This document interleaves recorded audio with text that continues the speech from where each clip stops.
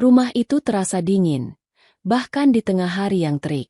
Bukan dingin karena penyejuk udara yang disetel pada suhu terendah, melainkan dingin yang merambat dari dinding-dinding marmer yang megah, dari perabotan mahal yang ditata dengan presisi sempurna, dan dari keheningan yang memekakan telinga.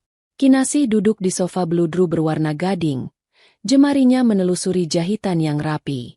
Di hadapannya, di atas meja kaca, secangkir teh melati sudah lama kehilangan hangatnya. Ia menatap keluar jendela besar yang membingkai taman tropis yang terawat sempurna. Namun matanya tidak benar-benar melihat. Pikirannya melayang, mencoba mencari sisa-sisa kehangatan yang dulu pernah mengisi setiap sudut rumah ini. Galih, suaminya, akan segera pulang. Setidaknya itu yang ia katakan di telepon tadi pagi. Sebuah panggilan singkat dan efisien. Ada rapat penting sampai sore, mungkin sedikit malam. Jangan tunggu aku untuk makan malam. Kalimat yang sama, dengan nada yang sama, sudah menjadi lagu pengantar tidurnya selama hampir setahun terakhir. Dulu, Galih akan menelepon hanya untuk mendengar suaranya. Dulu, Galih akan mengirim pesan-pesan konyol di tengah hari. Dulu, Galih akan pulang dan hal pertama yang dicarinya adalah Kinasih. Dulu. Kata itu terasa seperti serpihan kaca di dalam hatinya. Kinasih menarik napas panjang. Ia tidak bodoh. Ia tahu ada yang salah. Ia hanya terlalu pandai menyangkal, terlalu ahli dalam membangun benteng ilusi bahwa semuanya baik-baik saja. Pernikahan mereka, di mata dunia, adalah sebuah dongeng. Galih adalah seorang eksekutif muda yang cemerlang di sebuah perusahaan properti, sementara Kinasih adalah istrinya yang cantik dan anggun, potret sempurna seorang wanita sosialita. Mereka tinggal di sebuah rumah mewah di kawasan elit, mengendarai mobil Eropa, dan berlibur ke tempat-tempat eksotis. Sangkar emas yang membuat semua orang iri. Tapi hanya Kinasih yang tahu, betapa lapis emas itu kini mulai retak dan mengelupas, memperlihatkan besi dingin di baliknya. Banyak yang tidak tahu, sangkar emas itu sebenarnya dibangun di atas fondasi milik Kinasih. Rumah ini, mobil-mobil itu, bahkan sebagian besar modal yang membuat Galih tampak begitu cemerlang di perusahaannya, semua berasal dari warisan orang tua Kinasih. Kedua orang tuanya adalah pengusaha ulet yang membangun bisnis dari nol. Mereka mendidiknya untuk menjadi wanita yang kuat dan mandiri, bukan sekadar pajangan. Namun saat ia jatuh cinta pada Galih, pria dengan senyum menawan dan ambisi yang meluap-luap, Kinasih dengan sukarela memberikan dunianya. Ia percaya pada mimpi-mimpi mereka bersama. Tapi Kinasih tidak pernah benar-benar berhenti menjadi dirinya sendiri. Sementara Galih sibuk membangun citranya di dunia korporat, Kinasih diam-diam membangun mimpinya sendiri. Sebuah rahasia indah yang ia simpan rapat-rapat, bahkan dari suaminya sendiri. Namanya, Taman Rembulan, sebuah restoran fine dining yang terletak di pusat kota, tersembunyi di balik fasad bangunan tua yang telah ia restorasi dengan cermat. Galih tahu Kinasih membeli properti itu, tapi ia menganggapnya hanya sebagai salah satu dari sekian banyak investasi, iseng, istrinya. Ia tidak pernah tahu bahwa Kinasih mencurahkan jiwa dan raganya ke tempat itu. Taman Rembulan adalah dunia Kinasih. Di sana, ia bukan sekadar istri Galih. Ia adalah seorang pemilik, seorang konseptor, seorang pemimpin. Ia bekerja sama dengan koki-koki terbaik, merancang setiap detail interior, dan memastikan setiap tamu mendapatkan pengalaman yang tak terlupakan. Restorannya kini menjadi salah satu yang paling bergengsi di kota, tempat para pejabat dan pengusaha kelas atas melakukan jamuan. Ironisnya, Galih belum pernah sekalipun menginjakkan kaki di sana. Ia terlalu sibuk dengan dunianya, dan Kinasih pun tak pernah menawarkannya. Taman Rembulan adalah benteng kemandiriannya, tempat di mana ia merasa utuh dan berharga. Suara deru mobil di halaman depan membuyarkan lamunannya. Galih sudah pulang. Kinasih bangkit, merapikan sedikit gaun rumahnya, dan memasang senyum tipis yang sudah terlatih. Saat Galih masuk, aroma samar parfum asing mendahuluinya. Bukan aroma parfum mahal dan elegan yang biasa dipakai rekan-rekan bisnisnya. Ini aroma yang manis, sedikit menyengat, dan terasa murah. Aroma itu menampar indera penciuman Kinasih, mengirimkan sinyal bahaya yang tajam ke otaknya. Malam, sapa Galih singkat, sambil melonggarkan dasinya. Ia bahkan tidak menatap Kinasih. Matanya sibuk memeriksa ponsel di tangannya. Bagaimana harimu? Tanya Kinasih. Suaranya terdengar lebih rapuh dari yang ia inginkan. Melelahkan, seperti biasa. Banyak urusan. Jawab Galih sambil berjalan menuju tangga. Aku mau langsung mandi. Kinasih hanya mengangguk. Senyumnya terasa kaku. Ia berdiri mematung di ruang tengah, mendengarkan langkah kaki Galih yang menjauh di lantai atas. Keheningan kembali menyergap. Kali ini terasa lebih berat, lebih menyesakkan. Aroma parfum asing itu masih tertinggal di udara, seperti hantu tak kasat mata yang mengejeknya. Malam itu, untuk pertama kalinya, Kinasih tidak bisa lagi menyangkal. Retakan di sangkar emasnya bukan lagi sekadar garis rambut, tapi sudah menjadi celah menganga yang siap menelan seluruh dunianya. Ia menunggu hingga deru air dari kamar mandi berhenti dan ia yakin Galih sudah tertidur. Dengan langkah pelan, ia mendekati meja di mana Galih melempar jas kerjanya. Jantungnya berdebar kencang, terasa seperti genderang perang di dalam dadanya. Tangannya gemetar saat merogoh saku jas itu. Ia tidak tahu apa yang ia cari, tapi ia tahu ia harus menemukan sesuatu. Sebuah bukti. Sebuah pembenaran atas rasa sakit yang tiba-tiba menjadi begitu nyata. Dan ia menemukannya. Bukan lipstik, bukan nomor telepon. Hanya sebuah struk pembayaran dari toko perhiasan ternama, terlipat kecil di saku bagian dalam. Tanggalnya adalah minggu lalu, saat Galih mengaku sedang melakukan perjalanan bisnis keluar kota. Matanya memindai rincian transaksi. Sebuah kalung berlian dengan liontin inisial. Inisial S. Nama Kinasih tidak memiliki huruf S di dalamnya.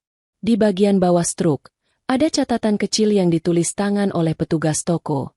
Untuk Saskia. Nama itu. Saskia.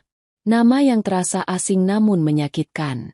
Kinasih meremas kertas itu di tangannya hingga menjadi bola kusut. Dunianya yang megah dan indah runtuh dalam sekejap. Dinding marmer terasa seperti dinding penjara. Sofa beludru terasa dingin seperti batu nisan. Dan keheningan di rumah itu kini berteriak-teriak dengan suara pengkhianatan. Ia menatap pantulan dirinya di kaca jendela yang gelap. Wanita yang tampak begitu sempurna. Begitu beruntung. Malam itu, ia melihat dirinya apa adanya. Seorang wanita yang hatinya baru saja dicabut paksa, meninggalkan lubang menganga yang tak akan pernah bisa ditutup kembali. Rasa sakit itu begitu hebat, begitu dalam, hingga ia bahkan tidak bisa menangis. Yang ada hanya kehampaan dingin dan sebuah kesadaran baru yang mengerikan.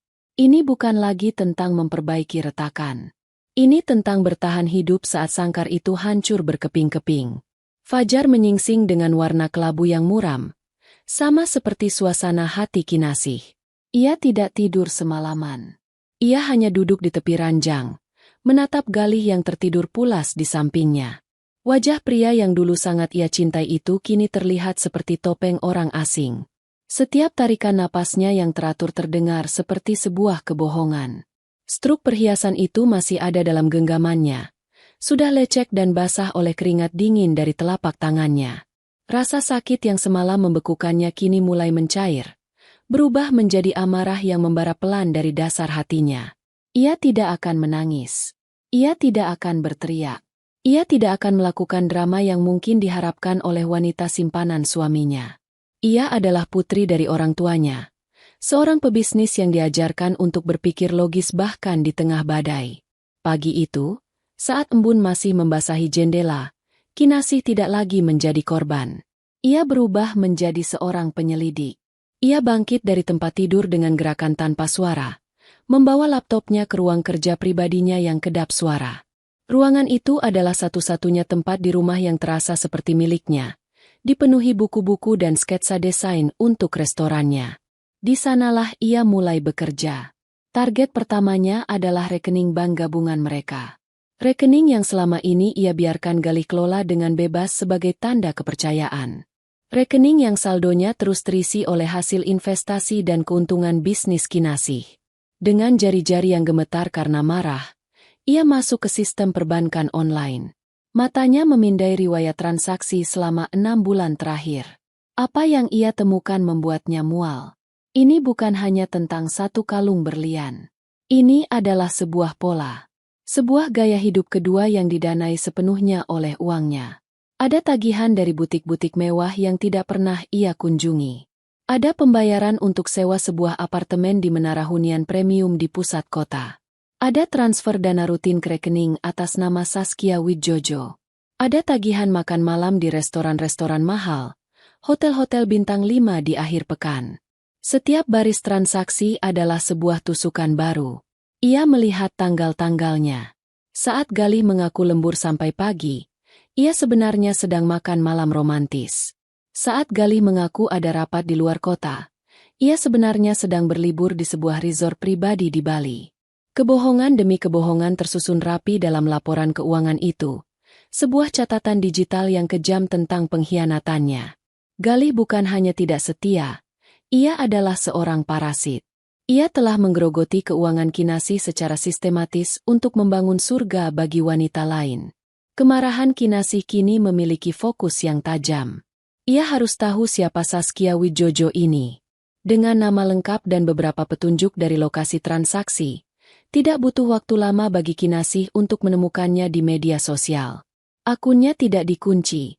Sebuah pertunjukan arogansi dan kebodohan. Fotonya adalah potret seorang wanita muda, mungkin 10 tahun lebih muda darinya, dengan senyum penuh percaya diri dan pose-pose yang memamerkan kemewahan. Kinasih menggulir layar ke bawah. Dadanya terasa sesak. Di sana, ia melihat kalung dengan liontin, S, melingkar di leher Saskia, dipamerkan dalam sebuah swafoto dengan keterangan, "Kejutan terbaik dari lelakiku." Di foto lain, Saskia berpose di balkon sebuah apartemen yang pemandangannya sangat familiar. Pemandangan kota dari menara hunian yang sewanya dibayar dari rekening Kinasih. Ia melihat foto-foto liburan di Bali, di resort yang sama dengan yang tertera di tagihan kartu kredit. Saskia tidak sendirian. Ia bersama keluarganya. Ayah, ibu, dan adiknya, semua tersenyum lebar, menikmati fasilitas mewah yang dibayar oleh air mata Kinasih. Itulah momen yang paling menyakitkan. Pengkhianatan ini bukan hanya antara Galih dan Saskia. Ini adalah sebuah konspirasi keluarga. Mereka semua tahu. Mereka semua menikmati hasilnya. Mereka melihat Galih sebagai pahlawan, seorang pria kaya raya yang murah hati, tanpa pernah bertanya dari mana semua uang itu berasal. Atau mungkin mereka tahu, dan tidak peduli. Pikiran itu membuat darah Kinasih mendidih. Mereka bukan hanya pencuri kebahagiaannya. Mereka adalah sekawanan lintah darat. Kinasih menutup laptopnya. Ia tidak perlu melihat lebih banyak lagi. Gambaran itu sudah sangat jelas.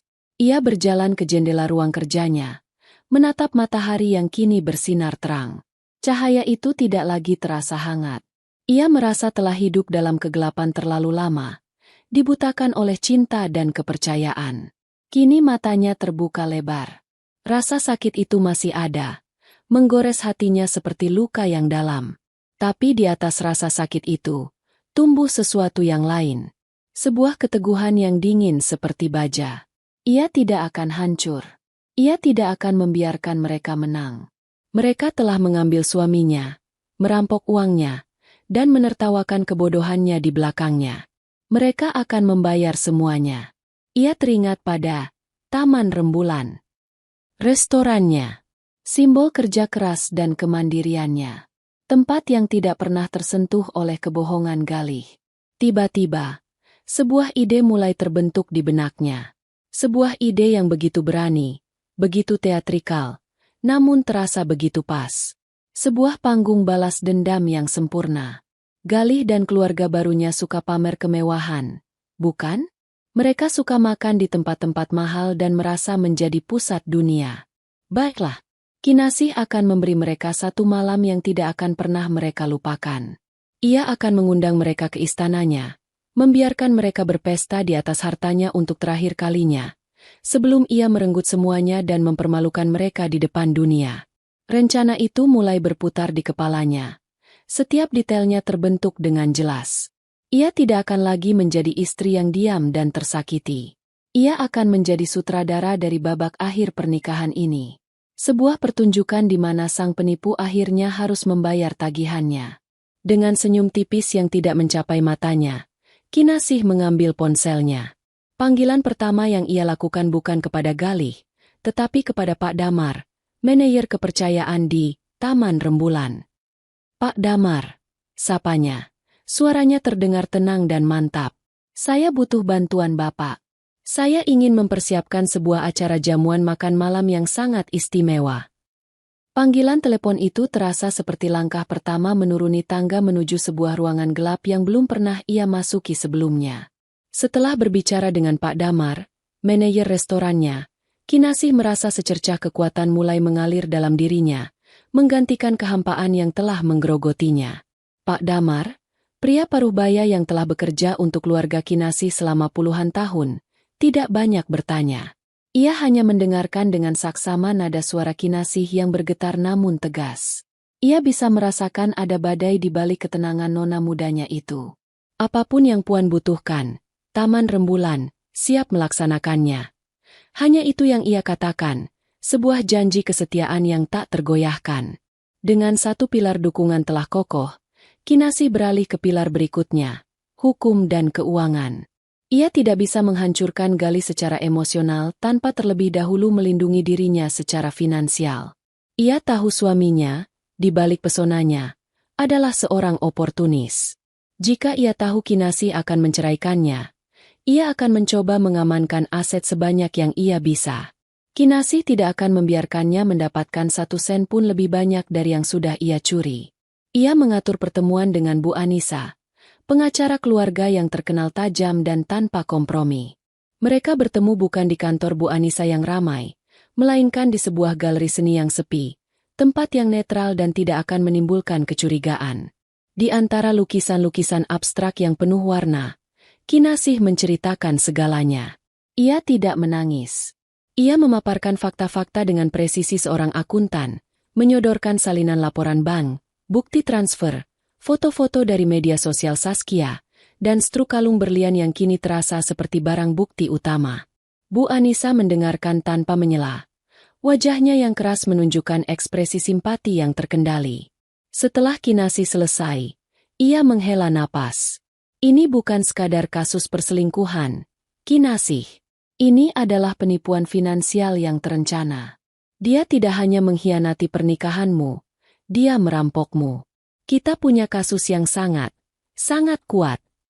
Kata-kata itu adalah musik di telinga Kinasih. Saya tidak mau drama yang berlarut-larut, Bu Anissa. Saya mau proses yang bersih, cepat, dan senyap. Saya mau semua aset saya kembali. Semua yang berasal dari warisan orang tua saya dan hasil kerja keras saya. Saya ingin dia keluar dari hidup saya tanpa membawa apapun selain pakaian yang melekat di badannya. Bu Anissa mengangguk. Matanya berkilat. Kita bisa melakukannya. Langkah pertama adalah pembekuan senyap. Kita akan menyiapkan semua dokumen untuk memisahkan asetmu. Kita akan menarik kuasa Galih dari semua rekening dan investasi atas namamu. Kita akan mengalihkan kepemilikan rumah dan mobil kembali 100% padamu. Proses ini butuh beberapa hari untuk dieksekusi serentak. Sementara itu, Bu Anissa mencondongkan tubuhnya lebih dekat. Kamu harus bersikap seperti tidak terjadi apa-apa. Ini bagian yang paling sulit. Bisakah kamu melakukannya? Kinasih menatap sebuah lukisan di hadapannya. Sebuah kanvas besar dengan goresan warna hitam dan merah yang kacau, seolah melambangkan gejolak di dalam dirinya. Saya bisa, jawabnya. Suaranya lebih mantap dari yang ia duga. Saya akan memberinya pertunjukan terbaik dalam hidupnya. Hari-hari berikutnya adalah ujian terberat bagi kemampuan akting Kinasih. Ia harus pulang ke rumah yang sama, tidur di ranjang yang sama dengan pria yang telah menghancurkan hatinya. Ia memasak sarapan untuk Galih, menyiapkannya secangkir kopi dengan senyum tipis, dan mendengarkan kebohongan-kebohongannya tentang rapat dan klien penting. Setiap kata dari mulut Galih terasa seperti asam yang menyiram lukanya, tapi Kinasih menahannya. Ia membayangkan wajah Saskia dan keluarganya yang tersenyum puas di foto-foto liburan mereka, dan itu memberinya kekuatan. Di siang hari, Saat Galih bekerja, Kinasih bekerja dalam senyap. Ia menghabiskan waktu berjam-jam bersama tim Bu Anissa, menandatangani tumpukan dokumen. Setiap tanda tangan terasa seperti satu langkah menuju kebebasannya. Ia juga menghubungi manajer bank pribadinya, seorang wanita bernama Ibu Diana yang telah lama menangani keuangan keluarganya. Dalam sebuah panggilan video yang aman, Kinasih menjelaskan situasinya secara garis besar, tanpa detail yang memalukan. Saya akan melakukan restrukturisasi aset, Bu Diana. Dan saya butuh bantuan Anda untuk satu hal yang sangat spesifik, kata Kinasih. Tentu saja, Bu Kinasih. Apapun itu. Saya ingin, pada tanggal yang akan saya informasikan nanti, sekitar pukul 9 malam, semua kartu kredit tambahan atas nama Galih Pratama yang terhubung dengan rekening utama saya, untuk dinonaktifkan secara serentak dan permanen. Ibu Diana terdiam sejenak di seberang layar, mencoba mencerna permintaan yang tidak biasa itu. Dinonaktifkan? Bukan hanya diturunkan limitnya. Betul, dinonaktifkan total. Alasan resmi, penggunaan di luar otorisasi pemegang kartu utama. Bisakah Anda memastikan itu terjadi tepat pada waktunya? Tidak boleh lebih cepat, tidak boleh lebih lambat. Bisa, Bu Kinasih. Akan saya tangani secara pribadi. Setelah panggilan itu berakhir, Kinasih merasa beban berat terangkat dari pundaknya. Jerat itu sudah terpasang. Semua bagian dari rencananya kini berada di tempatnya. Pengacara sudah bergerak, bankir sudah siap, dan manajer restorannya sudah menunggu instruksi. Kini ia bukan lagi korban yang menunggu takdir. Ia adalah sang arsitek.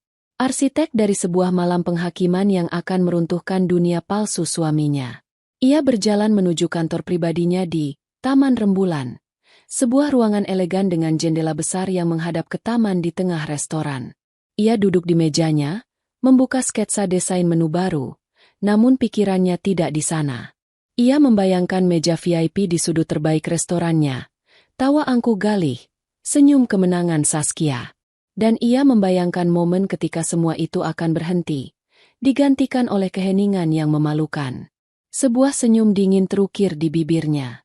Pertunjukan akan segera dimulai. Penantian adalah sebuah siksaan yang manis.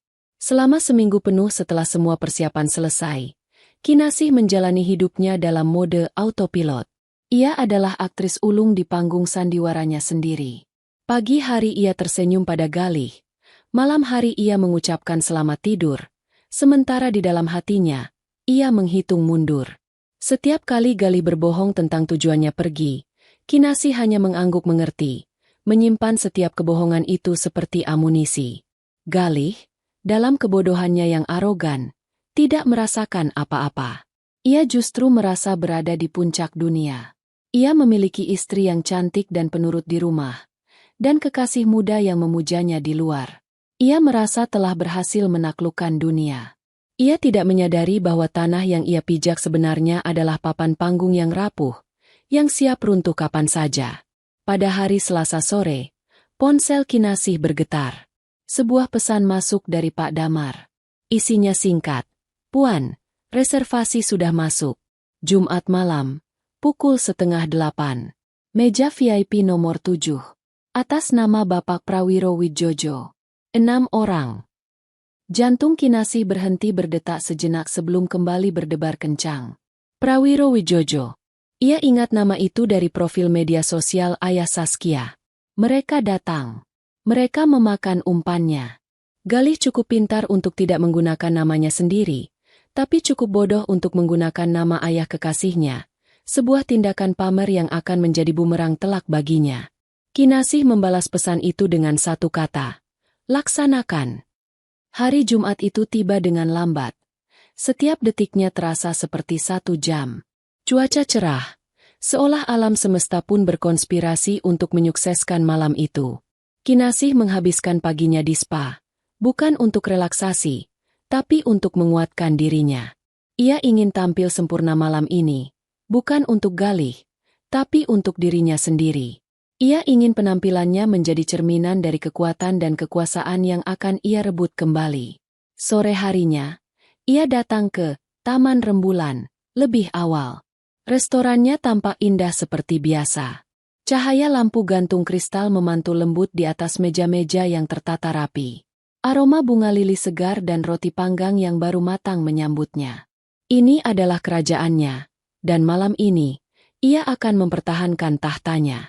Ia langsung menuju dapur untuk bertemu dengan kepala kokinya, seorang pria Perancis bernama Chef Antoine. "Chef, untuk meja VIP nomor 7 malam ini," kata Kinasih, suaranya tenang. "Saya mau semua yang terbaik.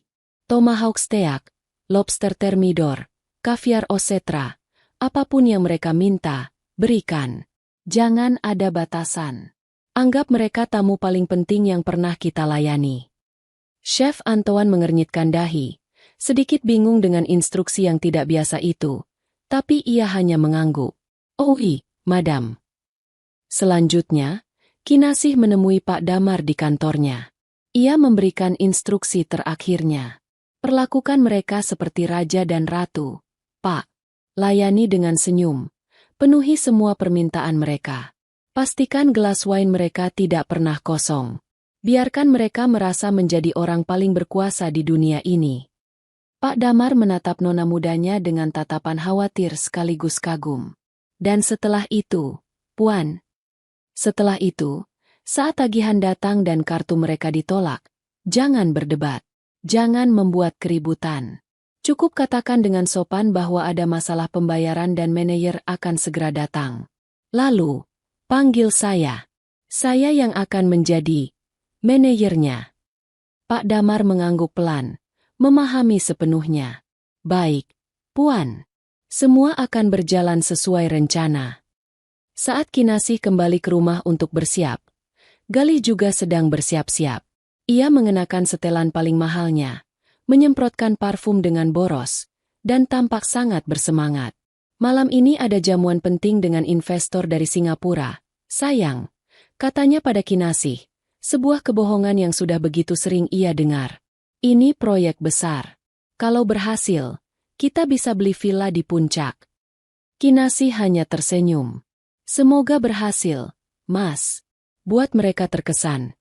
Di dalam hatinya ia menambahkan, "Nikmati malam terakhirmu sebagai raja, karena besok pagi, kau akan bangun sebagai seorang pengemis." Galih menatapnya, seolah baru pertama kali melihatnya. "Kamu cantik sekali malam ini. Mau pergi?" Kinasih sedang merapikan gaun sutra berwarna merah marun di depan cermin. Gaun yang memancarkan kekuatan dan keanggunan. Hanya makan malam dengan teman-teman lama. Sudah lama tidak bertemu. "Baiklah, jangan pulang terlalu malam," kata Galih, memberinya kecupan singkat di pipi yang terasa dingin dan hampa, sebelum bergegas pergi. Setelah suara mobil Galih menghilang di kejauhan, Kinasih berdiri diam di tengah ruang tamu yang sunyi. Ia menarik napas dalam-dalam, merasakan detak jantungnya yang stabil. Tidak ada lagi rasa gugup. Yang ada hanya ketenangan yang dingin dan fokus yang tajam. Ia mengambil tas tangannya, memeriksa ponselnya, lalu berjalan keluar menuju mobilnya. Ia tidak akan pergi ke pertemuan teman-temannya. Ia akan pergi ke restorannya. Ia akan pergi untuk menyaksikan babak akhir dari sandiwara ini, bukan dari balik layar, tetapi dari panggung utama. Saat ia menyalakan mesin mobilnya, ia tahu bahwa malam ini, takdir bukan lagi sesuatu yang terjadi padanya. Malam ini, ia adalah sang takdir itu sendiri. Pintu kaca, taman rembulan, yang berat dan elegan terbuka, mempersilakan masuk rombongan yang paling ditunggu malam itu. Galih berjalan di depan, membusungkan dada dalam setelan mahalnya. Lengan kanannya digamit mesra oleh Saskia. Di belakang mereka, keluarga Wijojo melangkah dengan kekaguman yang norak. Mata mereka bergerak liar, mencoba menyerap setiap detail kemewahan yang terpapar di hadapan mereka. Pak Prawiro, ayah Saskia, berusaha tampak berwibawa, sementara istrinya, Budianti, tak henti-hentinya berbisik pada putri bungsunya, membandingkan vas bunga raksasa di lobi dengan perabotan di rumah tetangga mereka. Dari ruang kontrolnya yang tersembunyi, Kinasih menyaksikan semuanya di layar monitor beresolusi tinggi. Ia bisa melihat dengan jelas kalung berlian berinisial S yang berkilauan di leher Saskia, kalung yang dibeli dengan uangnya, kini dipakai seperti medali kemenangan. Perutnya terasa seperti diaduk. Ini lebih menyakitkan dari yang ia bayangkan, melihat mereka semua di dalam kerajaannya, mengotori tempat sucinya dengan kehadiran mereka yang penuh kepalsuan. Seorang penyambut tamu yang telah di-briefing khusus oleh Pak Damar menyambut mereka dengan senyum paling ramah. "Selamat malam, Bapak Prawiro dan keluarga. Meja Anda sudah kami siapkan. Mari, lewat sini." Mereka diantar menuju meja VIP nomor 7, lokasi terbaik di seluruh restoran, dengan pemandangan langsung ke taman rembulan yang ditata dengan indah di bagian tengah bangunan. Meja bundar besar itu telah dihias dengan rangkaian anggrek bulan putih, dan 6 set peralatan makan perak berkilauan di bawah cahaya temaram. "Luar biasa," desis Budianti. Kursinya ditarikan oleh seorang pelayan. "Tempat ini benar-benar mewah. Galih, kamu memang tahu cara memilih tempat." Galih tersenyum bangga. Senyum seorang raja yang sedang memamerkan wilayah kekuasaannya. "Hanya yang terbaik untuk calon keluarga saya," katanya, melirik Saskia dengan tatapan penuh arti. Saskia tertawa kecil. Suara yang menurut Kinasih terdengar seperti gesekan kuku di papan tulis. "Kamu selalu memanjakanku, sayang." Mereka duduk, dan seorang sommelier atau ahli wine datang menawarkan daftar minuman. Galih bahkan tidak melirik daftar itu. "Bawakan kami sebotol champagne terbaik yang Anda punya. Yang paling mahal," katanya dengan lambaian tangan meremehkan, seolah ia memesan air mineral. Kinasih menyaksikan dari layarnya. Ia tahu botol mana yang akan disajikan. Sebotol champagne langka dari Perancis yang harganya setara dengan sebuah sepeda motor. Ia merasakan amarah dingin menjalar di punggungnya, namun ia menahannya. Biarkan saja. Biarkan mereka terbang setinggi mungkin, agar jatuhnya nanti semakin keras. Pesta para penipu pun dimulai. Galih menjadi pusat perhatian, menceritakan kisah-kisah hebat tentang kesuksesan bisnisnya, kisah-kisah yang dibumbui kebohongan dan dilebih-lebihkan. Ia berbicara tentang proyek properti raksasa yang sedang ia pimpin, padahal Kinasih tahu ia hanyalah manajer tingkat menengah di sana. Ia berbicara tentang rencananya membeli sebuah yacht untuk berlayar di akhir pekan. Keluarga Wijojo menelan setiap kata-katanya bulat-bulat. Pak Prawiro menepuk-nepuk punggung Galih, menyebutnya calon menantu idaman. Budianti sudah merancang gaun seperti apa yang akan ia kenakan di pernikahan putrinya nanti. Mereka semua memandang Galih seperti sebuah tambang emas yang baru saja mereka temukan. Makanan mulai berdatangan, disajikan dengan ritual yang anggun oleh para pelayan. Kaviar osetra di atas blini hangat, disusul dengan sup krim lobster yang kental. Hidangan utama adalah sebuah parade kemewahan. Galih dan Pak Prawiro memesan tomahawk steak wagyu, potongan daging raksasa yang disajikan di atas papan kayu. Budianti dan Saskia memilih lobster thermidor, sementara 2 anggota keluarga lainnya menikmati hidangan ikan impor. Ini daging ternak yang pernah saya makan seumur hidup saya," kata Pak Prawiro dengan mulut penuh. "Tentu saja, Pak. Galih tidak pernah salah pilih," sahut Saskia manja, menyuapkan sepotong kecil lobsternya ke mulut Galih. Di ruang kontrolnya, Kinasih memalingkan muka sejenak. Ia tidak tahan melihat adegan menjijikan itu. Ia bangkit dan berjalan ke arah jendela kecil yang menghadap ke dapurnya yang sibuk. Ia melihat para kokinya bekerja dengan presisi dan semangat, menciptakan karya seni di atas piring. Mereka bekerja untuknya, untuk Taman Rembulan, untuk sebuah mimpi yang ia bangun dengan tangannya sendiri. Dan di luar sana, sekelompok lintah darat sedang melahap hasil kerja keras itu tanpa rasa hormat sedikitpun. Amarahnya kembali berkobar. Kali ini lebih panas. Ia kembali duduk di depan monitor, memaksakan diri untuk terus menonton. Ia harus melihat semuanya, merekam setiap detail penghinaan ini dalam benaknya, untuk mengingatkannya mengapa ia melakukan ini. Percakapan di meja nomor 7 beralih ke masa depan. "Jadi, setelah kalian menikah, rencananya mau tinggal di mana?" tanya Budianti, matanya berbinar. "Tentu saja tidak di apartemen Saskia yang sekarang. Kita akan cari rumah baru, yang ada kolam renangnya, seperti rumahku sekarang," kata Galih dengan enteng. "Rumahku," katanya. Rumah yang dibeli lunas oleh ayah Kinasih sebagai hadiah pernikahan mereka.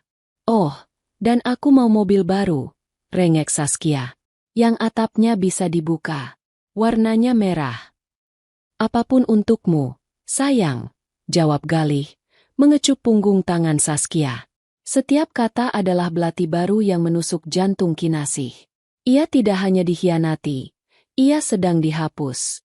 Semua yang menjadi miliknya, semua kenangannya, semua kerja kerasnya, kini diklaim oleh orang lain seolah-olah ia tidak pernah ada.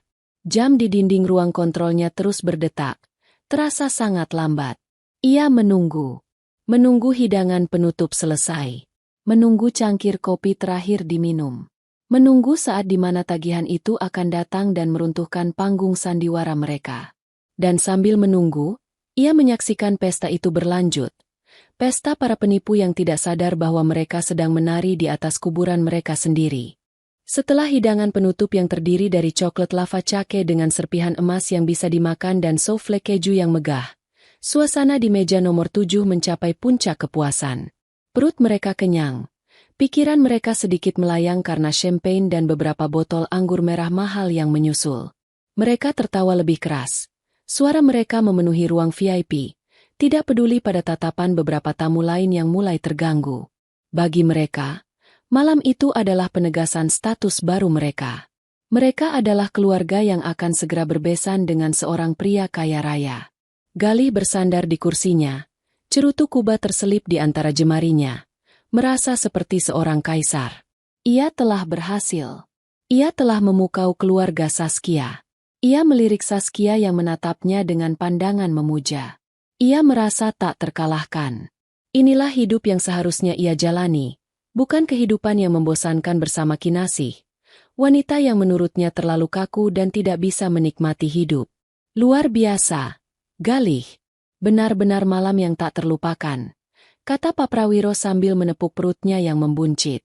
Ini baru permulaan, Pak, balas Galih dengan senyum lebar. Masih banyak malam seperti ini yang akan datang. Dengan gerakan yang telah ia latih dalam benaknya berkali-kali untuk tampil mengesankan, Galih memberi isyarat kepada pelayan terdekat. Tagihannya, tolong. Seorang pelayan senior yang telah dipilih secara khusus oleh Pak Damar mendekat dengan sebuah map kulit berwarna hitam. Ia meletakkannya dengan hormat di tengah meja, tepat di depan Galih. Ah, saatnya melihat kerusakannya, kelakar Galih, disambut tawa renyah dari keluarga Widjojo. Ia membuka map itu dengan santai. Matanya menyapu deretan angka, dan untuk sepersekian detik, senyumnya sedikit goyah. Totalnya, Rp48.300.000. Jumlah yang bahkan baginya cukup mengejutkan. Namun, ia cepat-cepat menguasai diri. Ini adalah bagian dari pertunjukan. Ia harus terlihat seolah jumlah sebesar itu tidak ada artinya. Lumayan juga, gumamnya. Lalu dengan sengaja membiarkan Saskia dan ayahnya mengintip angka fantastis itu. Ia menikmati ekspresi kaget dan kagum di wajah mereka. Dengan penuh percaya diri, ia mengeluarkan dompetnya dan mengambil kartu kredit utamanya. Sebuah kartu berwarna hitam legam yang selalu ia banggakan. Ia menyerahkannya kepada pelayan. Ini, katanya singkat, seolah menyerahkan kartu perpustakaan. Pelayan itu mengambilnya dengan kedua tangan. Baik, Bapak. Mohon ditunggu sebentar. Saat-saat penantian itu diisi oleh pujian-pujian dari Budianti tentang betapa murah hatinya Galih. Galih hanya tersenyum, menyerap semua sanjungan itu seperti bunga matahari menyerap cahaya. Ia sudah membayangkan hari-hari di masa depan, di mana ia akan sepenuhnya mengendalikan kekayaan Kinasih dan hidup seperti ini setiap hari.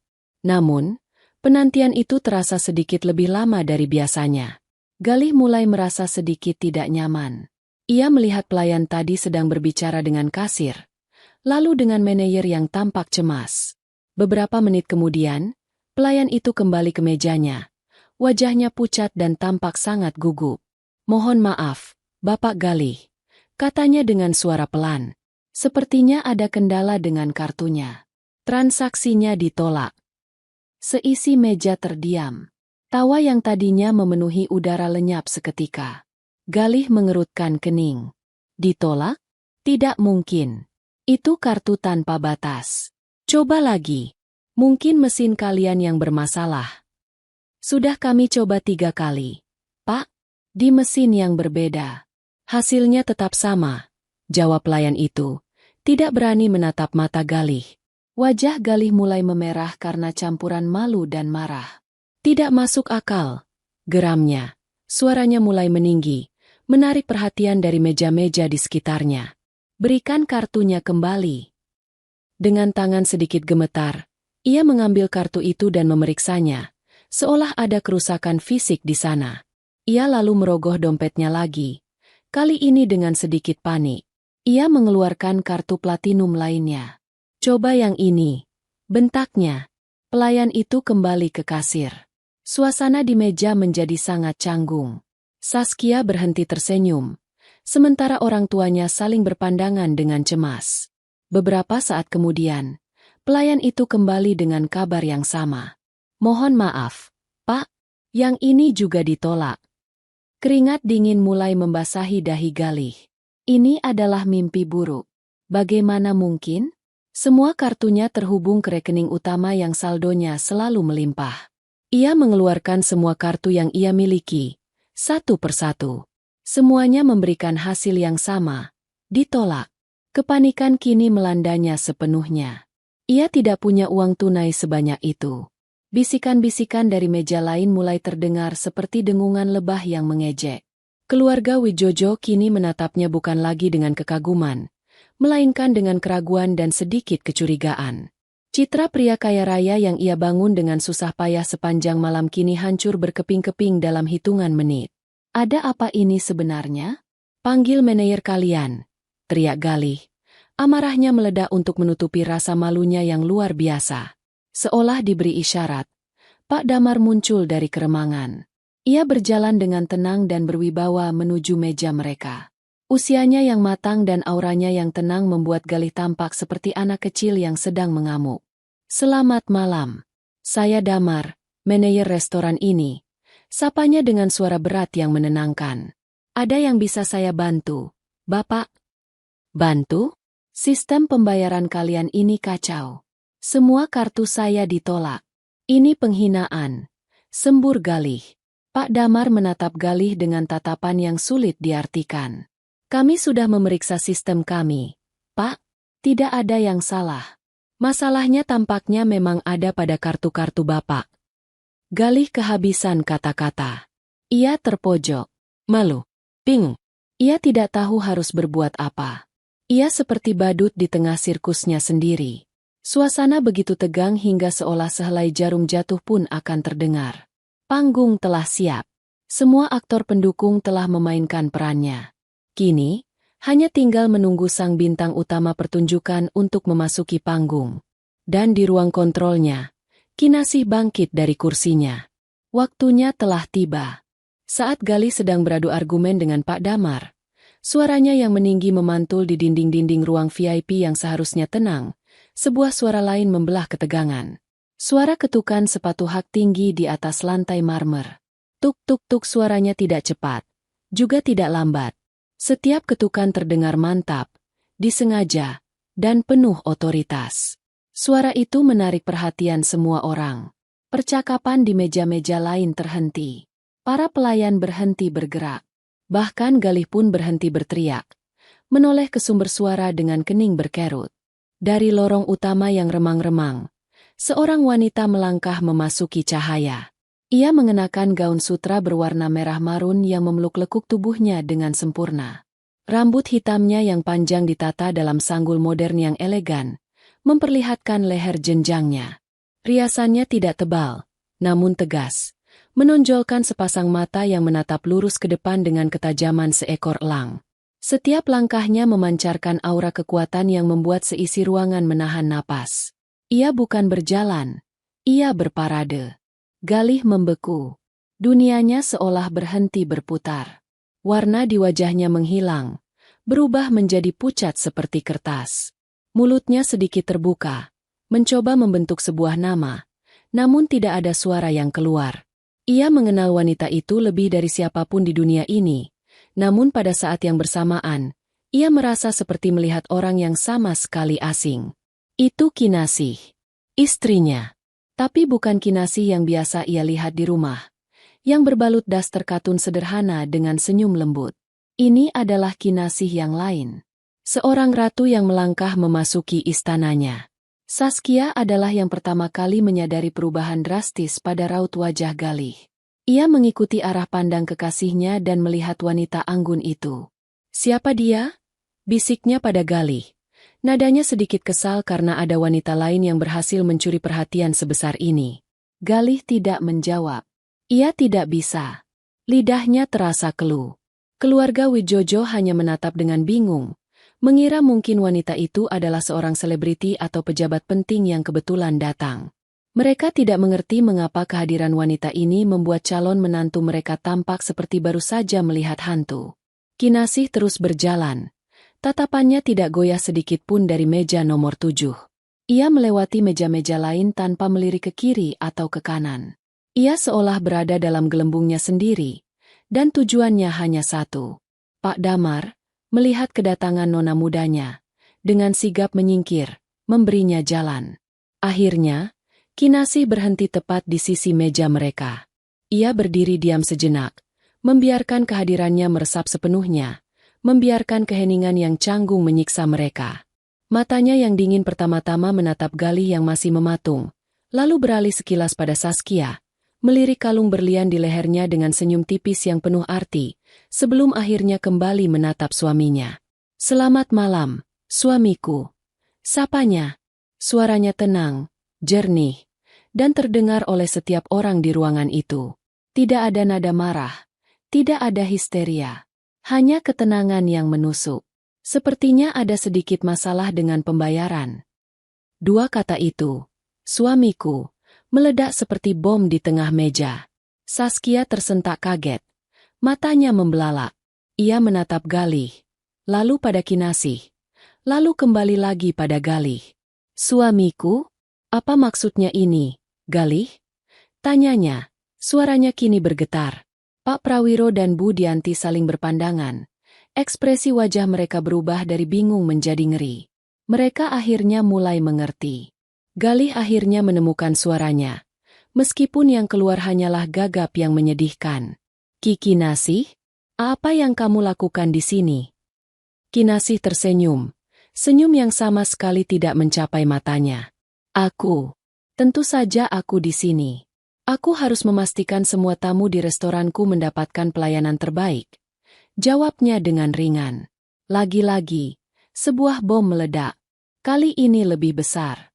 "Restoranku." Kata itu menggema di kepala Galih, Saskia, dan seluruh keluarga Wijojo. Tidak mungkin. Ini pasti lelucon. Restoran semewah ini? Milik Kinasih? Wanita yang ia anggap hanya sibuk mengurus rumah dan investasi-investasi kecil yang membosankan? Apa maksudmu restoranku?" tanya Galih. Otaknya menolak untuk memproses informasi tersebut. "Persis seperti yang kukatakan," jawab Kinasih. Nadanya masih setenang danau di pagi hari. "Selamat datang di Taman Rembulan, Galih. Ini mimpiku, hasil kerja kerasku, dibangun dengan warisan orang tuaku. Tempat yang kau bahkan tidak pernah tahu keberadaannya." Ia berhenti sejenak, membiarkan kebenaran yang brutal itu menampar mereka semua. "Oh, dan tentang kartu-kartu kreditmu itu," lanjutnya, seolah sedang membicarakan cuaca. "Tentu saja semuanya ditolak. Aku yang meminta bank untuk memblokir semuanya pagi tadi, tepat setelah aku memindahkan semua danaku ke rekening pribadiku yang baru." Ia menatap langsung ke mata Galih. Dan untuk pertama kalinya, Galih melihat kilat amarah yang membara di balik ketenangan itu.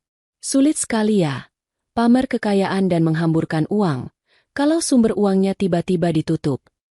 Galih terhuyung ke belakang di kursinya, seolah baru saja menerima pukulan telak di ulu hati. Semuanya kini menjadi jelas. Ini bukan kebetulan. Ini bukan masalah teknis. Ini adalah sebuah jebakan. Sebuah eksekusi publik yang dirancang dengan sempurna. Dan ia, dengan sombongnya, telah berjalan lurus ke dalamnya. Seluruh kekuatan, seluruh arogansi, Seluruh citra yang ia bangun, luruh dalam sekejap, meninggalkannya telanjang dan tak berdaya di bawah tatapan tajam istrinya, di tengah restoran yang ternyata adalah milik istrinya. Malam yang seharusnya menjadi puncak kemenangannya kini berubah menjadi panggung kehancurannya yang paling memalukan. Keheningan yang menyelimuti meja nomor 7 terasa berat dan menyesakkan. Galih menunduk, tidak berani menatap siapapun. Bahunya merosot kalah. Ia bukan lagi seorang kaisar. Ia hanyalah seorang penipu yang topengnya telah direnggut paksa. Namun, pertunjukan Kinasih belum selesai. Ia baru saja menghancurkan pion utama. Sekarang saatnya ia membereskan sisa-sisa pasukannya. Tatapan Kinasih beralih dari suaminya yang telah hancur. Kini tertuju pada Saskia. Gadis muda itu tampak pucat dan ketakutan. Gengsi dan kesombongannya lenyap tak berbekas. Ia secara naluriah menyentuh kalung berlian di lehernya, seolah mencari perlindungan. Dan kau, kata Kinasih. Suaranya melembut menjadi bisikan yang berbahaya. Kau pasti Saskia. Saskia tersentak mendengar namanya disebut. Perhiasan itu sangat indah di lehermu, lanjut Kinasih. Matanya terpaku pada liontin berinisial S. Tapi kau tahu apa yang membuatnya begitu berkilau? Perhiasan itu ditempa dari pengorbanan kedua orang tuaku yang bekerja siang dan malam. Kilaunya dipoles oleh air mataku. Setiap kali aku menunggu suamiku pulang sementara ia bersamamu. Jadi, kuharap kau benar-benar menikmatinya selagi bisa. Anggap saja itu pesangon dariku. Wajah Saskia memerah padam karena malu, lalu berubah pucat lagi karena ngeri. Ia merasa kalung itu kini mencekik lehernya. Setiap berliannya terasa seperti bara api yang membakar kulitnya. Kemudian, Kinasih mengalihkan perhatiannya pada Pak Prawiro dan Bu Dianti. Pasangan parubaya itu tampak seperti ingin ditelan bumi. Mereka berusaha keras menghindari tatapan Kinasih. Menatap piring kotor di hadapan mereka seolah itu adalah hal yang paling menarik di dunia. Dan Bapak, Ibu Wijojo, sapa Kinasih dengan nada formal yang dibuat-buat, penuh dengan sindiran tajam. Suatu kehormatan bisa menjamu Anda sekeluarga di restoran saya malam ini. Pak Prawiro hanya bisa bergumam tidak jelas. Saya dengar dari percakapan kalian tadi, lanjut Kinasih, tanpa ampun, bahwa calon menantu idaman Bapak dan Ibu ini menjanjikan banyak hal, ya? Rumah baru dengan kolam renang, mobil sport merah, liburan keliling Eropa. Janji-janji yang sangat manis. Ia berhenti sejenak, membiarkan kata-katanya menggantung di udara. Sayang sekali, desahnya dengan nada pura-pura menyesal. Semua janji itu dibuat dengan menggunakan rekening bank yang sekarang sudah kosong. Rekening bank atas nama saya. Bu Dianti terkesiap. Tangannya menutup mulutnya yang bergetar. Mimpi-mimpinya tentang kehidupan mewah bersama menantu kaya raya hancur berkeping-keping di depan matanya. Mereka bukan hanya dipermalukan. Mereka telah ditipu mentah-mentah.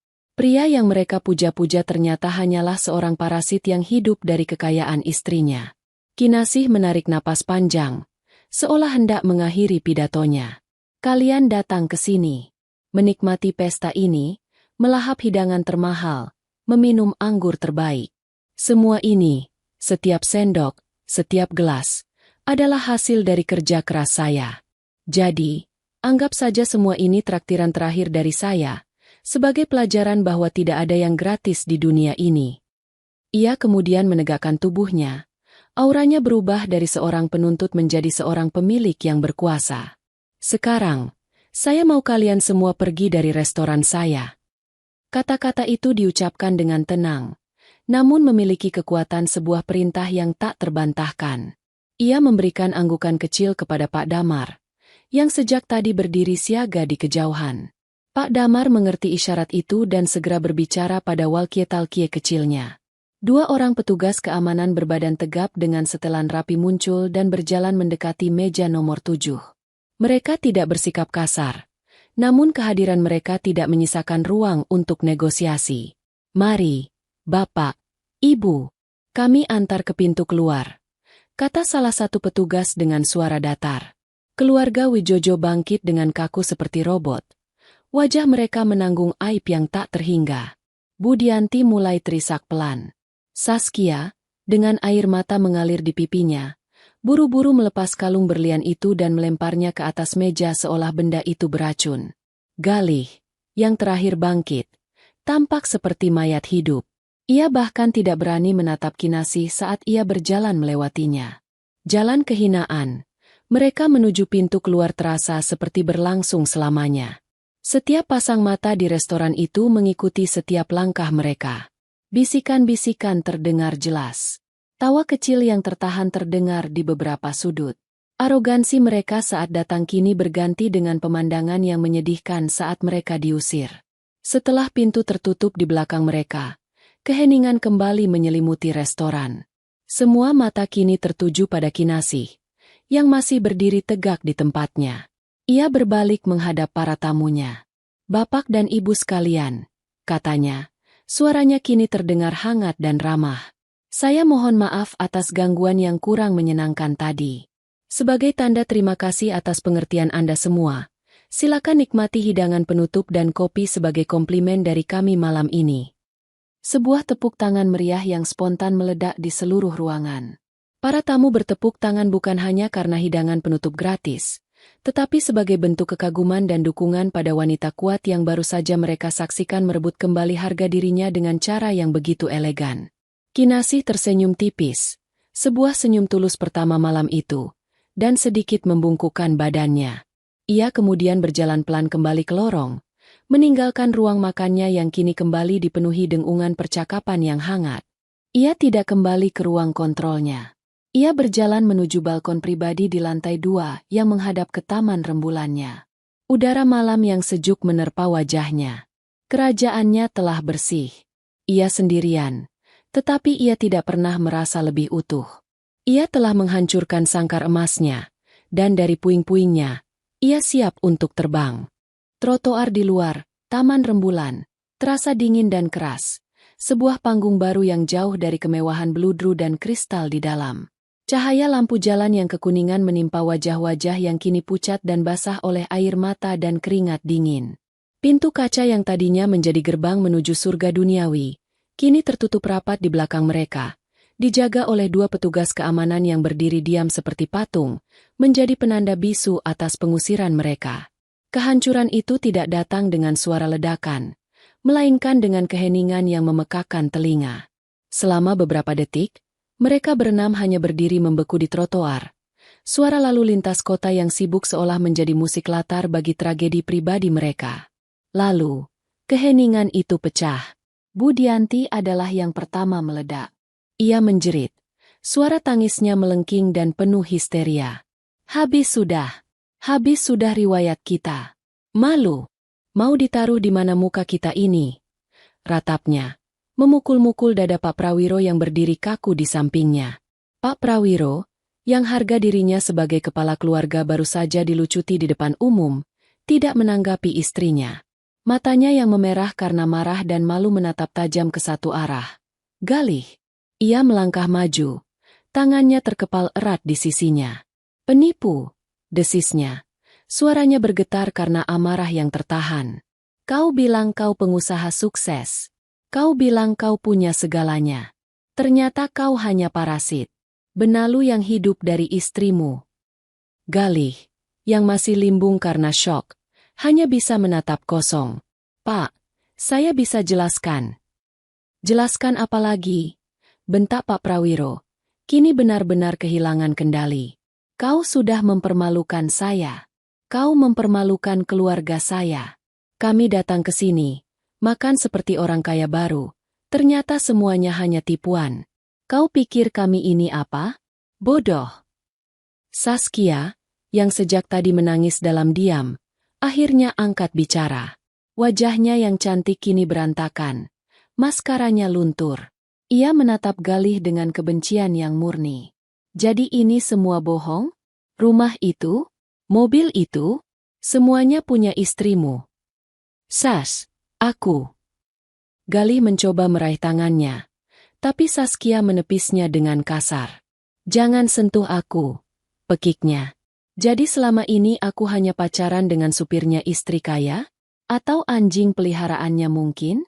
Kau menjijikan. Kau bilang kau mencintaiku, Tapi kau bahkan tidak punya uang sepeser pun yang benar-benar milikmu. Setiap kata adalah tamparan. Galih merasa seperti sedang dicambuk di alun-alun kota. Penghinaan di dalam restoran tadi terasa brutal, tapi ini, penghinaan dari orang-orang yang tadinya memujanya, terasa jauh lebih menyakitkan. Cinta dan kekaguman mereka ternyata setipis lapisan emas pada perhiasan palsu. Aku membencimu, jerit Saskia. Kau sudah menghancurkan hidupku. Semua teman-temanku akan menertawakanku. Ia berbalik dan menarik-narik lengan ibunya. Ayo kita pergi dari sini. Ma, aku tidak mau melihat wajah penipu ini lagi. Keluarga Wijojo mulai bergerak menjauh, meninggalkan Galih sendirian di bawah lampu jalan. Galih mencoba memanggil nama Saskia sekali lagi. Suaranya serak dan putus asa. Tapi mereka tidak menoleh. Mereka berjalan tergesa-gesa menyusuri trotoar, berusaha lari dari aib yang kini melekat pada nama mereka. Galih kini benar-benar sendirian. Suara kota di sekelilingnya terasa asing dan mengancam. Ia merogoh sakunya, mencari ponsel. Ia harus pergi dari sini. Ia harus menelepon seseorang. Tapi siapa? Ia membuka aplikasi taksi online, memesan sebuah mobil, hanya untuk kemudian menyadari bahwa metode pembayarannya terhubung dengan kartu kredit yang sudah mati. Ia mencoba kartu debitnya. Gagal. Ia tidak punya uang tunai yang cukup bahkan untuk membayar ojek. Rasa putus asa yang total kini mencengkeramnya. Ia, Galih Pratama, yang selalu tampil necis dan percaya diri, kini terdampar di pinggir jalan seperti gelandangan, tidak bisa pulang ke rumah yang bahkan bukan miliknya. Ia jatuh terduduk di tepi trotoar yang kotor. Kepalanya tertunduk di antara kedua tangannya. Ia telah kehilangan segalanya dalam satu malam. Bukan hanya uang dan kemewahan. Ia kehilangan harga diri, kehormatan, dan masa depannya. Semuanya lenyap, ditelan oleh senyum dingin wanita yang telah ia remehkan selama ini. Sementara itu, di atas balkon restorannya, Kinasih menatap kerlip lampu kota. Suara hiruk-pikuk di bawah sana tidak lagi terdengar olehnya. Adrenalin dari konfrontasi tadi perlahan surut, meninggalkan perasaan yang aneh. Bukan kemenangan, bukan juga kebahagiaan. Yang ada hanyalah sebuah kehampaan yang luas dan tenang. Ia merasa seperti sebuah rumah yang baru saja diterpa badai dahsyat. Badai itu telah berlalu, menyisakan puing-puing, namun juga langit yang cerah. Ia baru saja mengakhiri pernikahannya. Ia baru saja menghancurkan seorang pria yang pernah ia cintai dengan sepenuh hati. Ada sedikit rasa sakit di sana, sisa-sisa dari kenangan lama yang belum sepenuhnya mati. Ia teringat saat pertama kali mereka bertemu, tawa Galih yang menular, janji-janji yang mereka ucapkan di depan altar. Semua itu terasa seperti terjadi di kehidupan yang lain, pada orang yang lain. Puan baik-baik saja? Suara Pak Damar yang lembut menyadarkannya dari lamunan. Pria tua itu berdiri di ambang pintu balkon, membawakannya secangkir teh chamomile hangat. Kinasih mengambil cangkir itu. Kehangatannya menjalar ke jemarinya yang dingin. Ia mengangguk. Saya baik-baik saja, Pak. Lebih baik dari yang saya rasakan selama bertahun-tahun. Puan sangat kuat malam ini. Kami semua bangga pada Puan, kata Pak Damar. Matanya berkaca-kaca. Kinasih tersenyum tipis. Terima kasih, Pak. Terima kasih sudah berada di sisi saya. Mereka berdiri dalam diam selama beberapa saat, memandangi taman di bawah yang diterangi cahaya rembulan. Restorannya, kerajaannya, kini terasa damai. Ia telah membersihkannya dari parasit yang menggerogotinya. Prosesnya menyakitkan, seperti mencabut tanaman beracun hingga ke akarnya. Tapi kini, tanahnya kembali subur, siap untuk ditanami sesuatu yang baru. Malam itu, Kinasih tidak merayakan sebuah kemenangan atas orang lain. Ia merayakan kemenangan atas dirinya sendiri. Kemenangan atas rasa takut, penyangkalan, dan keputusasaan.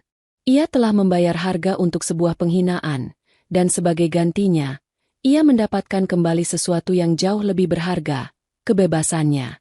6 bulan telah berlalu sejak malam yang mengubah segalanya. Musim telah berganti, dan begitu pula kehidupan Kinasih. Ia tidak lagi terbangun dengan perasaan cemas di dalam sangkar emasnya. Ia kini terbangun di sebuah apartemen penthouse yang lebih kecil namun jauh lebih hangat, dengan jendela-jendela raksasa yang menyuguhkan pemandangan matahari terbit di atas kota. Apartemen itu miliknya, dibeli dengan uangnya sendiri, diisi dengan barang-barang yang mencerminkan seleranya, bukan selera orang lain. Taman rembulan, berkembang pesat. Kisah tentang malam pengusiran itu menjadi legenda urban di kalangan sosialita kota. Ada yang menyebutnya kejam, namun lebih banyak yang menyebutnya inspiratif. Restorannya kini bukan hanya tempat untuk menikmati makanan lezat, tapi juga menjadi semacam monumen kekuatan seorang wanita. Kinasih sendiri menjadi figur yang dikagumi. Ia sering diundang menjadi pembicara dalam seminar-seminar kewirausahaan, menceritakan perjalanannya membangun bisnis dari nol, tanpa pernah sekalipun menyinggung drama pribadinya. Ia tidak perlu melakukannya. Auranya sudah menceritakan segalanya. Hari itu, Bu Anissa, pengacaranya, datang untuk makan siang. Mereka duduk di meja favorit Kinasih di sudut taman. Bu Anissa meletakkan sebuah map tebal berwarna coklat di atas meja. Selesai, katanya dengan senyum puas. Akta cerai sudah resmi keluar. Semua aset 100% kembali atas namamu. Dia tidak mendapatkan apa-apa, bahkan tidak untuk biaya pengacaranya. Kinasih menatap map itu. Tidak ada rasa sedih. Tidak ada juga rasa gembira yang meluap-luap. Yang ada hanyalah perasaan lega. Sebuah babak dalam hidupnya telah resmi ditutup. Terima kasih banyak, Bu Anissa. Saya tidak akan bisa melewati ini semua tanpa Anda. Kamu yang kuat, Kinasih, balas Bu Anissa. Oh ya, ada sedikit kabar terbaru tentang mantan suamimu, kalau kamu mau mendengarnya. Kinasih ragu sejenak, lalu mengangguk. Ia merasa perlu tahu, bukan karena peduli, tapi untuk memastikan bab itu benar-benar sudah selesai. Dia benar-benar hancur, cerita Bu Anissa sambil menyeruput es teh lecinya. Setelah berita tentang apa yang terjadi di restoranmu menyebar, koneksi bisnismu secara tidak langsung membuatnya terkucil. Perusahaannya memecatnya sebulan kemudian karena dianggap mencoreng citra perusahaan. Dia mencoba mencari pekerjaan lain, tapi reputasinya sudah hancur. Terakhir saya dengar, dia tinggal di sebuah kamar kos sempit di pinggir kota, terlilit utang kartu kredit dari bank lain yang tidak ada hubungannya denganmu. Kinasih mendengarkan dalam diam. Ia tidak merasakan kepuasan. Yang ada hanyalah rasa kasihan yang samar. Kasihan pada seorang pria yang memiliki begitu banyak potensi, namun hancur oleh keserakahannya sendiri. Dan keluarga Saskia? Tanyanya pelan. Mereka lebih parah secara sosial, lanjut Bu Anissa. Mereka menjadi bahan gunjingan di lingkungan mereka. Orang-orang menjauhi mereka, menyebut mereka keluarga lintah darat. Mereka akhirnya menjual rumah mereka dan pindah keluar kota untuk menghindari rasa malu. Saskia sendiri, kabarnya kembali bekerja sebagai staf administrasi biasa. Mimpi-mimpinya untuk menjadi sosialita kandas sudah. Kinasih menghela napas. Sebuah drama yang menyedihkan, di mana semua orang akhirnya kalah. Namun, ia sadar, ia tidak kalah. Ia memang terluka. Tapi ia sembuh dan menjadi lebih kuat. Mereka, di sisi lain, hancur oleh kebohongan mereka sendiri. Setelah Bu Anissa pamit, Kinasih tidak langsung kembali bekerja. Ia berjalan menuju balkon di lantai 2, tempat yang sama di mana ia berdiri 6 bulan yang lalu. Namun kali ini, bukan malam hari. Ini adalah sore yang cerah, dengan langit biru yang terbentang luas. Ia menatap ke bawah, ke restorannya yang ramai. Ia melihat tawa para tamu, kesibukan para pelayannya, semangat para kokinya. Ini semua adalah miliknya. Bukan warisan, bukan pemberian, tapi hasil dari visinya, ketekunannya, dan kini, keberaniannya. Ia telah melalui api pengkhianatan dan keluar dari sisi lain dengan utuh. Ia teringat malam itu, malam di mana ia merasa menjadi sang takdir. Kini ia sadar, ia bukan takdir. Ia hanyalah seorang wanita yang memilih untuk berhenti menjadi korban dan mulai menulis ceritanya sendiri. Balas dendam yang ia lakukan malam itu bukanlah tujuannya, melainkan hanya alat. Alat untuk menghancurkan penjara yang mengurungnya, baik penjara fisik maupun mental. Fajar yang baru telah tiba dalam hidupnya. Pintu menuju masa lalunya yang kelam telah ia kunci rapat-rapat dan kuncinya telah ia buang jauh-jauh. Di hadapannya kini terbentang jalan yang baru. Jalan yang akan ia tentukan sendiri arahnya. Dengan secangkir kopi di tangan dan senyum tulus di wajahnya, Kinasih menatap Cakrawala, siap menyambut apapun yang akan datang. Ia bebas. Dan kebebasan terasa jauh lebih nikmat daripada hidangan manapun yang pernah ia sajikan di restorannya. 2 tahun berlalu seperti angin yang meniup daun-daun kering, membersihkan halaman masa lalu dan menyisakan tanah yang subur untuk kehidupan baru. Kinasih tidak lagi menghitung hari berdasarkan luka, melainkan berdasarkan pencapaian dan harapan. Taman Rembulan bukan lagi satu-satunya mahkotanya. Ia telah melebarkan sayapnya, mendirikan sebuah bistro yang lebih kasual di pusat bisnis kota bernama Akar dan Rasa, serta sebuah layanan catering premium yang menjadi langganan para konglomerat. Ia bukan lagi sekadar seorang pemilik restoran, ia telah menjadi seorang pebisnis kuliner yang disegani, seorang investor yang cerdas, dan seorang mentor bagi banyak koki muda dan perempuan yang ingin terjun ke dunia usaha. Ia telah menemukan ritme baru dalam hidupnya. Pagi hari diisi dengan rapat dan perencanaan strategis, siang hari dengan kunjungan ke dapur-dapur bisnisnya untuk memastikan kualitas, dan malam hari seringkali ia habiskan dengan membaca buku di apartemennya yang tenang, atau sesekali makan malam bersama teman-teman dekatnya, lingkaran kecil yang terdiri dari Bu Anissa, Pak Damar, dan beberapa rekan bisnis yang ia percaya. Ia telah membangun kembali dunianya. Kali ini di atas fondasi baja, bukan di atas pasir ilusi. Suatu Selasa sore yang mendung, Kinasih melakukan sesuatu yang jarang ia lakukan. Ia pergi ke sebuah pasar tradisional besar di pinggiran kota. Salah satu koki mudanya memberitahukan tentang pemasok rempah-rempah langka yang hanya bisa ditemukan di sana. Didorong oleh rasa penasaran dan kecintaannya pada bahan-bahan otentik, ia memutuskan untuk datang sendiri, hanya ditemani oleh sopirnya yang menunggu di mobil. Ia berjalan menyusuri lorong-lorong pasar yang becek dan ramai. Aroma jahe, kunyit, dan cabai kering bercampur dengan bau ikan asin dan sayuran segar. Ini adalah dunia yang jauh berbeda dari restorannya yang ber-AC dan wangi. Di sini, kehidupan terasa lebih kasar, lebih nyata. Setelah menemukan kios rempah yang ia cari dan berbincang hangat dengan pemiliknya, ia memutuskan untuk berjalan-jalan sebentar, melihat-lihat. Saat itulah ia melihatnya. Di sebuah toko kelontong kecil yang menjual sabun, sampo, dan aneka jajanan, seorang wanita sedang melayani pembeli. Wanita itu mengenakan seragam kasir berwarna biru pudar, rambutnya diikat ekor kuda seadanya, dan wajahnya tampak lelah, tanpa riasan sedikit pun kecuali guratan-guratan tipis di sudut matanya yang tidak seharusnya ada di usianya. Ia bergerak dengan efisien, memindai barang, menyebutkan harga, dan memberikan kembalian. Jantung Kinasih berhenti berdetak sesaat. Ia mengenali wanita itu. Meskipun penampilannya sangat berbeda dari gadis glamor yang ia lihat di foto-foto 2 tahun lalu, ia tidak mungkin salah. Itu Saskia. Kinasih hanya berdiri diam di seberang lorong. Sebagian tubuhnya tersembunyi di balik tumpukan karung beras. Ia mengamati. Tidak ada lagi tatapan angkuh. Tidak ada lagi senyum kemenangan. Yang ada hanyalah seorang wanita biasa yang sedang bekerja keras untuk bertahan hidup. Seorang pembeli tampak memarahinya karena salah memberikan kembalian, dan Saskia hanya bisa menunduk dan meminta maaf berulang kali. Pemandangan itu tidak memberikan kepuasan bagi Kinasih. Anehnya, ia hanya merasakan kehampaan. Ia hendak berbalik pergi, merasa tidak ada gunanya berada di sana. Namun, takdir berkata lain. Saskia mengangkat kepalanya setelah pembeli tadi pergi, dan mata mereka bertemu. Untuk sepersekian detik, dunia di sekitar mereka seolah lenyap. Mata Saskia membelalak ngeri.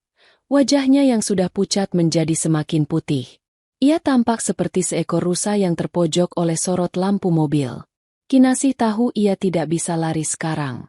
Dengan tarikan napas panjang, ia melangkah menyeberangi lorong, mendekati toko kelontong itu.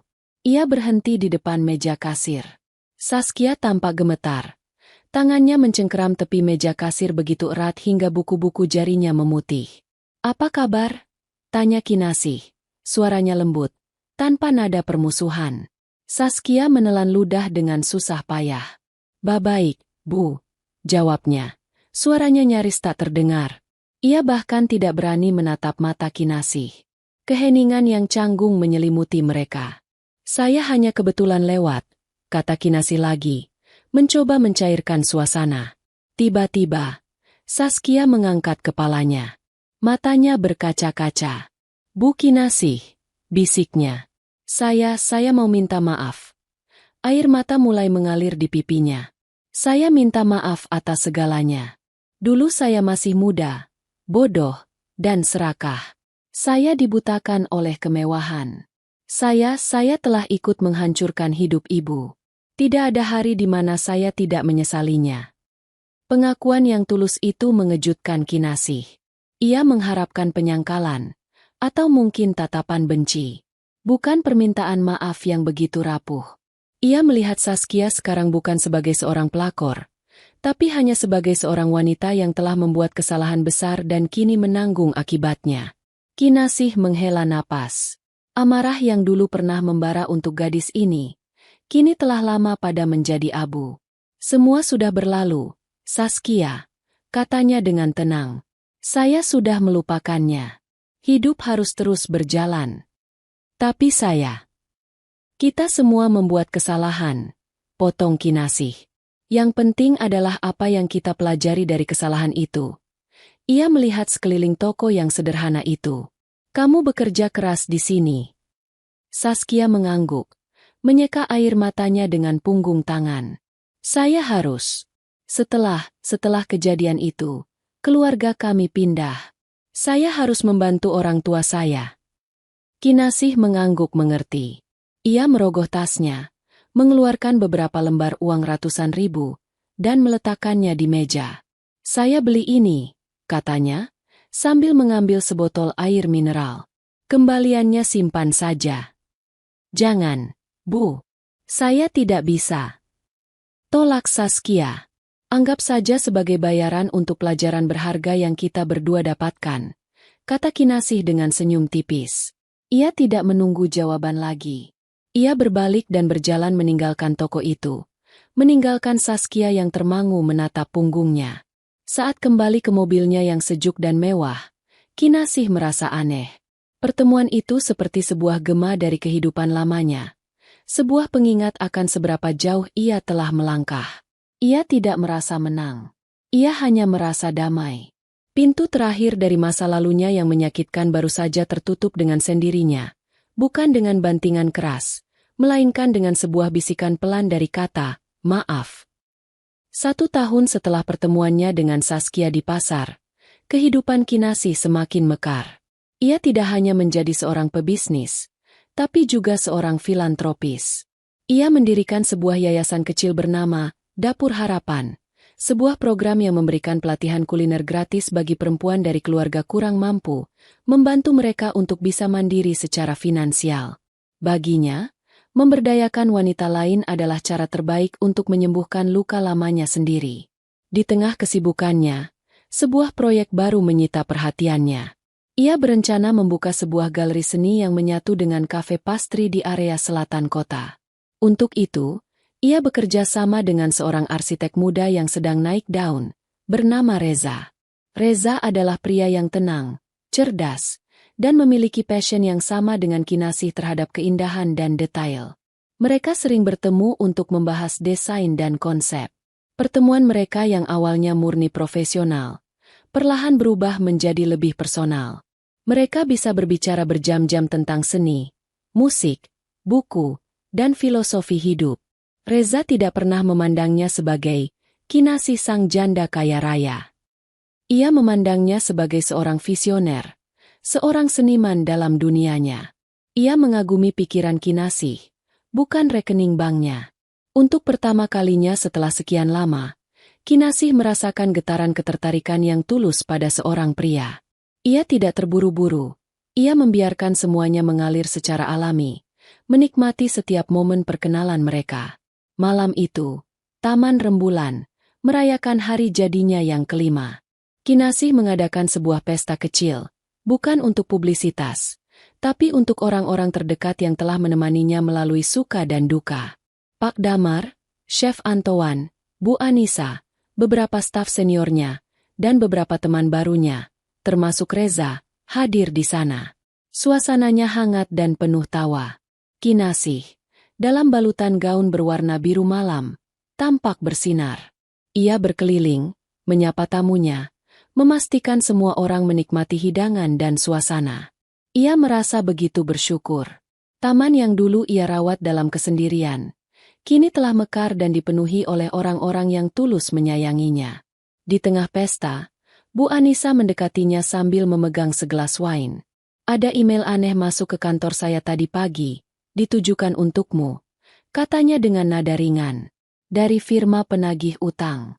Sepertinya mantan suamimu meninggalkan tagihan rumah sakit yang besar di Sumatera dan menggunakan alamat lama kita sebagai kontak darurat.